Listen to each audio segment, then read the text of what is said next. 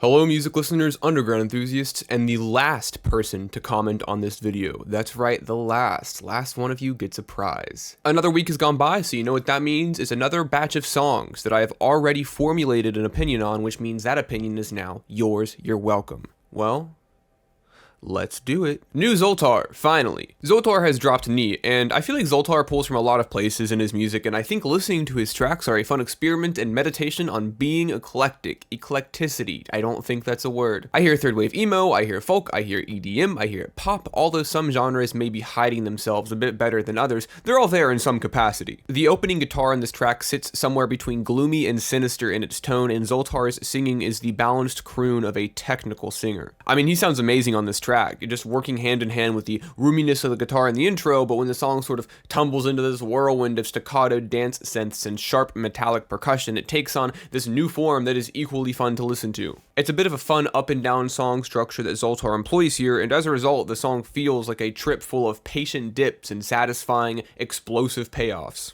The hyper-paced back half of the track especially showcases Zoltar's power not only as a singer, but also as a producer. The 4-month wait was worth it. I love this. And then up next we got Skele with Violent Taste. I've expressed in the past how much I enjoy Skele's more folk-oriented outings, and so I was pretty happy to hear this raw and tastefully jagged guitar from Michael Harrison here, and the soft rattling resonance of this kind of like worn guitar sound is a nice pairing with Skele's floaty smoothness in his singing. The watery reverb of the background vocals and the delicate main vocals have a good contrast to everything going on in the production, and I think that they bring out the best elements of each other. Although I can't help but wonder what this song might have sounded like if Skele's vocals were a bit rough around the edges in line with how the guitar sounds, but that's just personal preference. He sounds fantastic, and I really love the choices made. The writing, in a way, I guess feels like there's higher stakes involved, so I do commend Skele for being able to hit this level of vulnerability, especially so consistently. This idea of intertwining violence and intimacy is presented with a touching and almost uncomfortable feeling, especially with lines like, "You've got such a violent taste now, is that what it takes to turn you on? He wants me to pour my veins out." Beautiful songwriting, beautiful performance, beautiful production. It's a beautiful song. What can I say? I wonder how many times I have said, "What can I say?" when wrapping up my thoughts on a song. I gotta find a just new way to do things.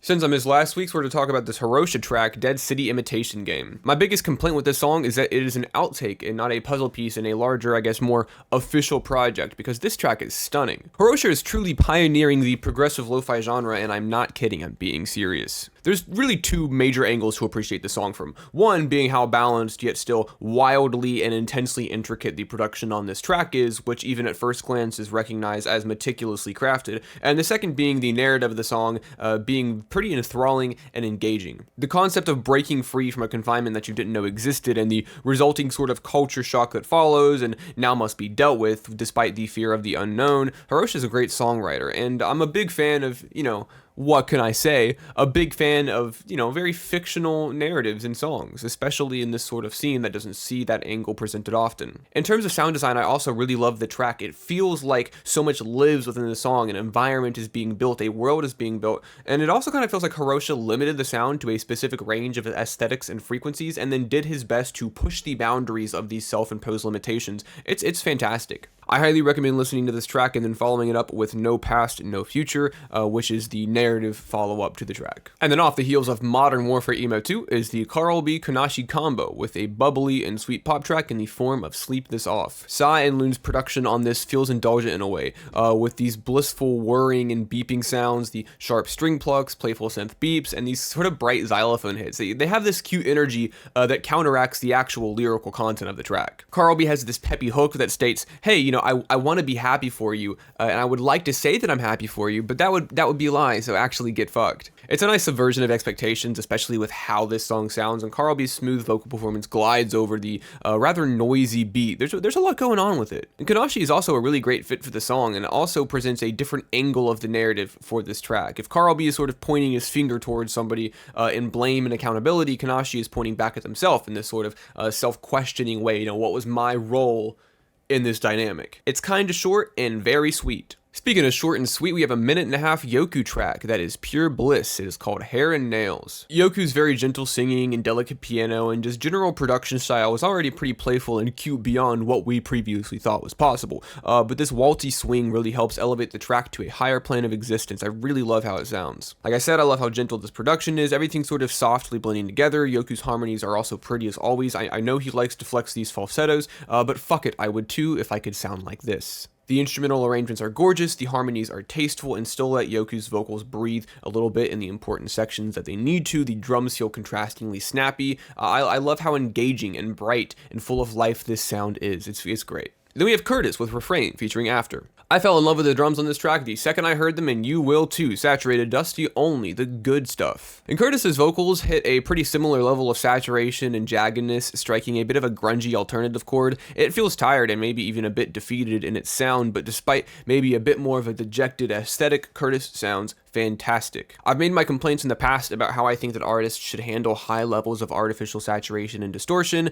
and this sort of line between stylistic choice and laziness, and I think that Kurtis is a really good example of how I like for it to sound, at least. The subtle crunch of the mix really scratches an itch in my brain that not a lot of other things do. And honestly, the song is really catchy too. I love this hook. It's one of my favorites I've heard this year. And after is sort of the bright light and the darkness here, with how dusty and grimy everything else sounds, including Kurtis on this track, Aftr's soft singing cuts through like a knife with its very glossy mix and high, smooth notes, taking it further than it ever has before. It's a great addition to the track, and I really think that they play off of each other very well.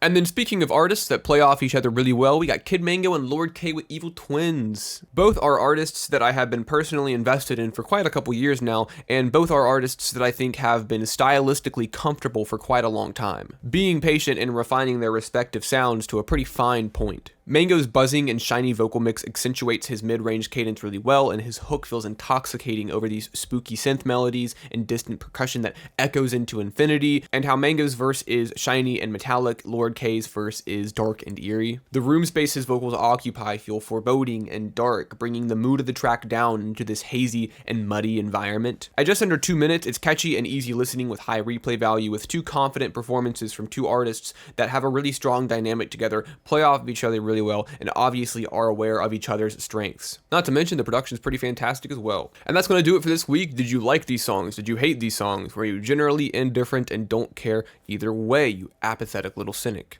Let me know in the comments, and catch me in the next video where I interview jaded millennials that have funny tongue-in-cheek coffee mugs that contain curse words. Bye.